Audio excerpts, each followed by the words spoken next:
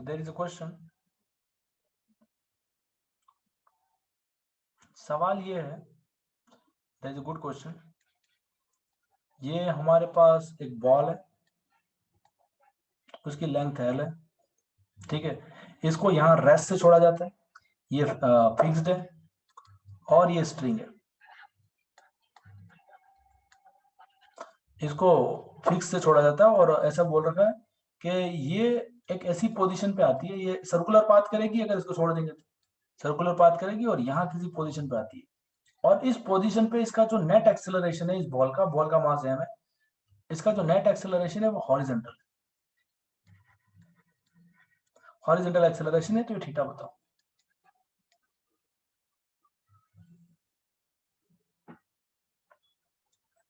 Option है A option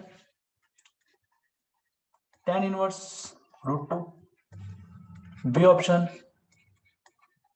tan inverse 1/√2, C option tan inverse 2 and D option tan inverse half. सवाल समझ में आएगा? इस बॉल को यहां से रिलीज कर दिया जाता है, बॉल ऐसे नीचे आती है और यहाँ पे क्वेश्चन कहता है कि इसका नेट एक्सेलरेशन ऐसी पोजीशन पे हॉरिजॉन्टल है, तो जिस पोजीशन पे हॉरिजॉन्टल एक्सेलरेशन है वहां का थीटा बताओ, ये क्वेश्चन कह रहा है।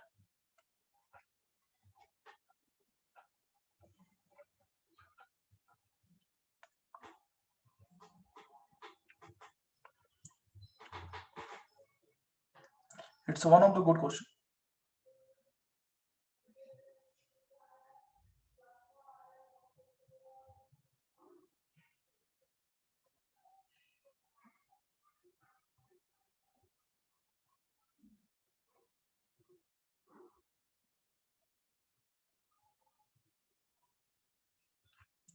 सॉल्व कर रहे हो क्या? कैसे करेंगे?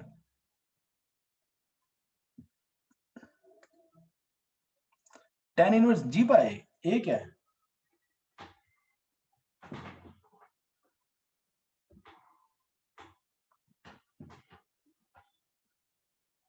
a क्या है? a आर्यन पटियार बोल रहा है tan inverse g by a। इन ऑप्शन में से आंसर देगा ना a नेट। अरे a नेट तो ऑप्शन में ही नहीं है। tan inverse √2, tan inverse 1/√2, tan inverse 2 और tan इनवर्स हाफ, ये ऑप्शन है। ये तो खाली डायरेक्शन बता रखी है कि ए नेट जब हॉरिजॉन्टल होगा तब थीटा कितना होगा ये निकालना है।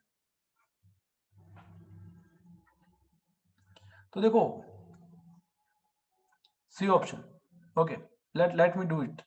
मैं इसको करता हूं सॉल्व।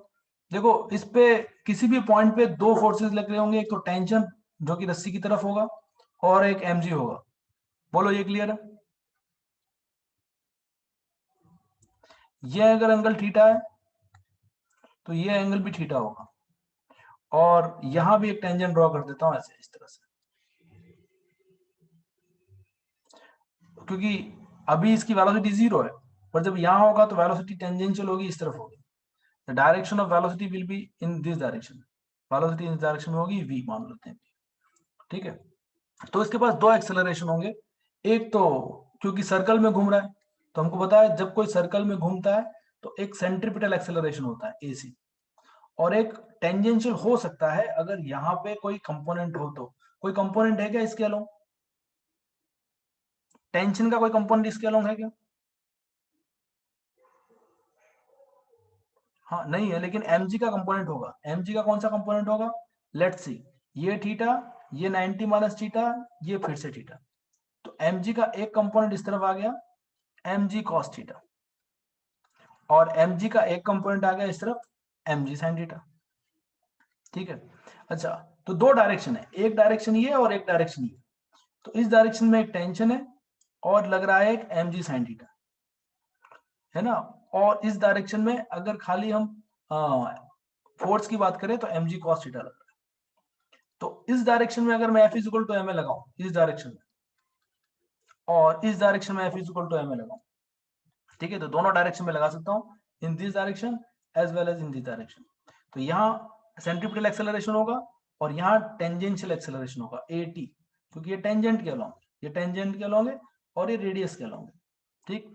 अच्छा, तो यहाँ पे नेट फोर्स कितना लग रहा है, अगर इक्वेशन लगाओ यहाँ तो mg cos theta is equal to mass into acceleration, तो ये m से m कैंसिल हो गया, at का वैल्यू आएगा g cos थीटा। ठीक है। अच्छा, यहाँ पे अगर इक्वेशन लगाएं तो क्या इक्वेशन आएगा, इसको सेंटर की तरफ पॉजिटिव और इसको माइनस ले लेंगे तो आएगा t minus mg sin theta is equal to mass into acceleration, ये इक्वेशन आएगी।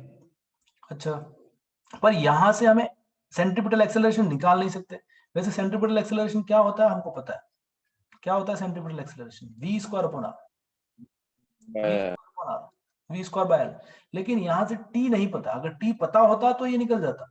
तो यहाँ से हालांकि हमको पता है, तो यहाँ टेंजेंशियल एक्सेलरेशन पता पड़ गया हमको, एक तो जी कॉस थीटा, और सेंट्रीपिटल एक्सेलरेशन भी पता है वी स्क्वायर बाय, पर वी स्क्वायर बाय एल जो है वो यहाँ इस इक्वेशन से नहीं निकलेगा।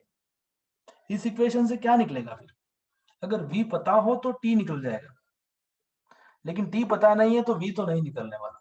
तो v का अलग से निकालना, v कैसे निकालोगे आप, v यहां से यहाँ एनर्जी कंजर्वेशन से निकालोगे, यहां से यहाँ पर एनर्जी कंजर्वेशन v निकलेगा। चलिए निकालते हैं, और फिर उसको यहां पुट कर देंगे, कहां पुट कर देंगे, यहां पे पुट कर देंगे, तो हमारे पास ये आएगा सेंट्रीपिटल एक्सेलरेशन।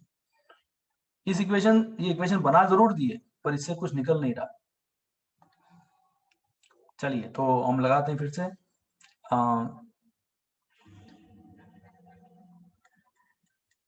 यहाँ पे मान लो हम पोटेंशियल एनर्जी को 0 बोल देते हैं। काइनेटिक एनर्जी कितनी होगी, यहाँ v वेलोसिटी है तो काइनेटिक एनर्जी होगी हाफ mv स्क्वायर, और ये लंबाई कितनी होगी, ये एंगल थीटा है, ये लेंथ l है, तो ये लंबाई कितनी होगी, L sin theta. l sin theta.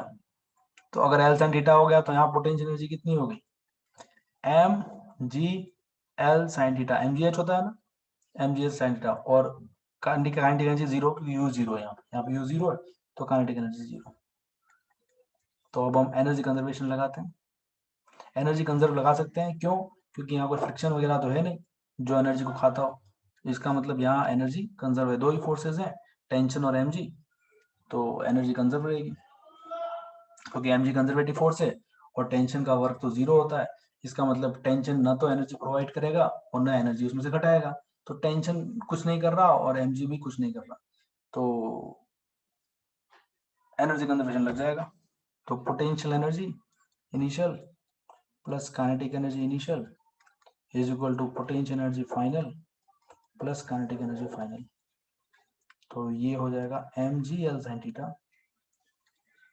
Plus 0 is equal to 0 plus half mv square.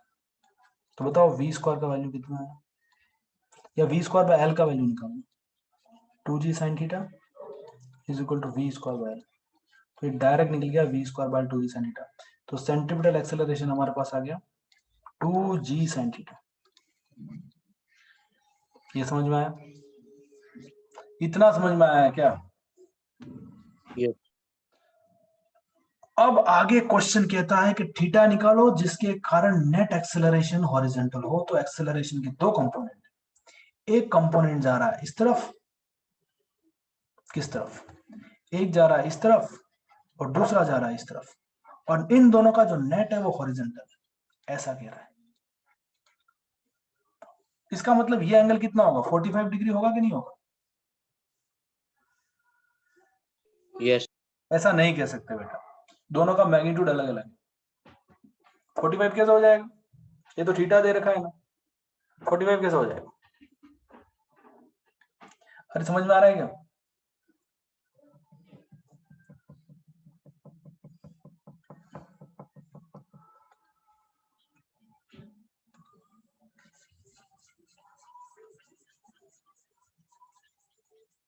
चलिए तो इसको रब करके वापस यहीं पे करते हैं। अभी देखो थोड़ा वेक्टर की एप्लीकेशन लग जाएगी यहाँ पे। क्या वेक्टर की एप्लीकेशन लगेगी, लेट्स सी क्या लगेगी। ऐसे दे रखा है सेंट्रीपिटल एक्सेलरेशन इस तरफ है, टेंजेंशियल एक्सेलरेशन इस तरफ है, और नेट एक्सेलरेशन इस तरफ है।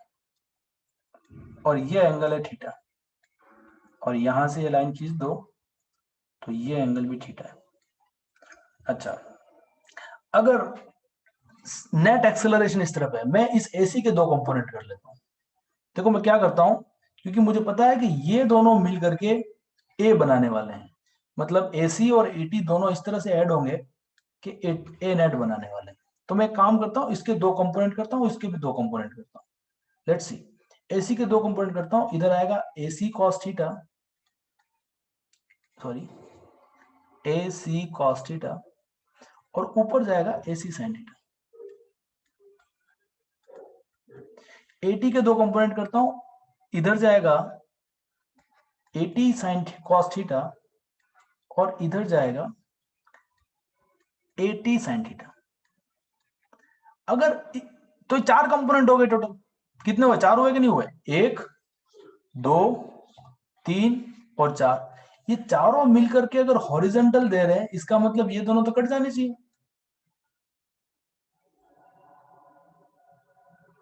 बात समझ में आ रही है क्या? देखो पहले ये दो मिलकर के ए नेट दे रहे थे, अभी मैंने इसके दो कंपोनेंट कर लिए और इसके भी दो कंपोनेंट कर लिए। इन दोनों में से दो तो हॉरिजॉन्टल है और दो वर्टिकल है, और दोनों वर्टिकल एक दूसरे को अप्रोच कर रहे हैं, और इन चारों का नेट हॉरिजॉन्टल है। इसका मतलब हॉरिजॉन्टल हॉरिजॉन्टल वाले तो जुड़ जाएंगे और वर्टिकल वर्टिकल वाले कैंसिल आउट हो जाएंगे। बोलो समझ में आ रहा है क्या?